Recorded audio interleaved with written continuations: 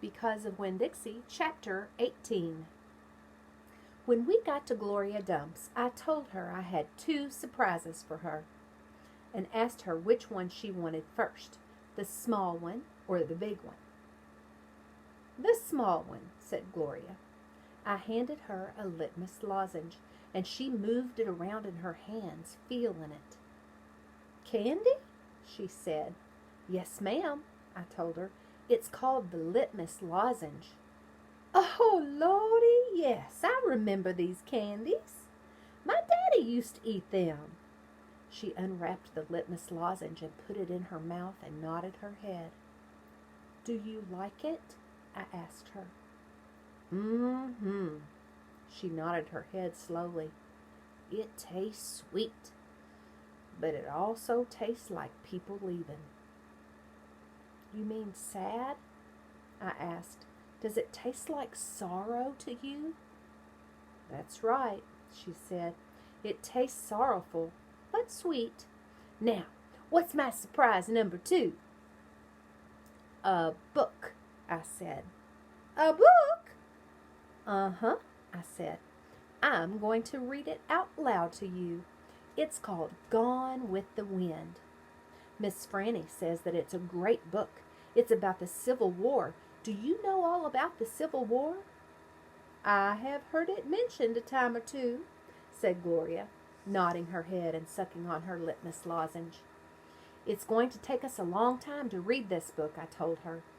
There are 1,037 pages. Woo-wee, said Gloria. She leaned back in her chair and crossed her hands on her stomach. We best get started then. And so I read the first chapter of Gone with the Wind out loud to Gloria Dump.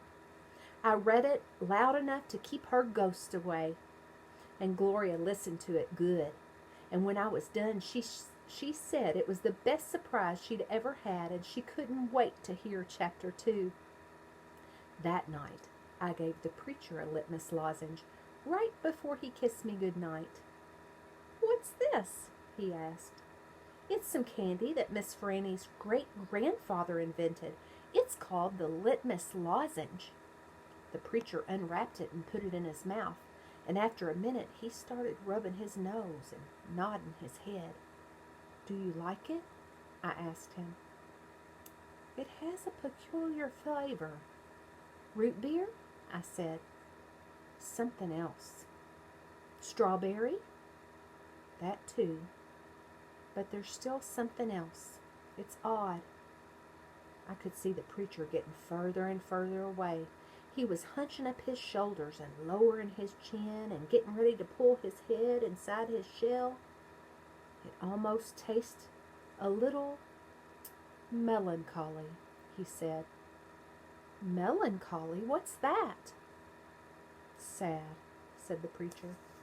He rubbed his nose some more. It makes me think of your mother. When Dixie sniffed at the candy wrapper in the preacher's hand. It tastes sad, he said, and sighed. It must be a bad batch. No, I told him. I sat up in bed. That's the way it's supposed to taste. Litmus came back from the war and his whole family was dead. His daddy died fighting and his mama and his sisters died from the disease, and the Yankees burned his house down. And Litmus was sad, very sad, and what he wanted more than anything in the world was something sweet. So he built a candy factory and made litmus lozenges, and he put all the sad he was feeling into the candy.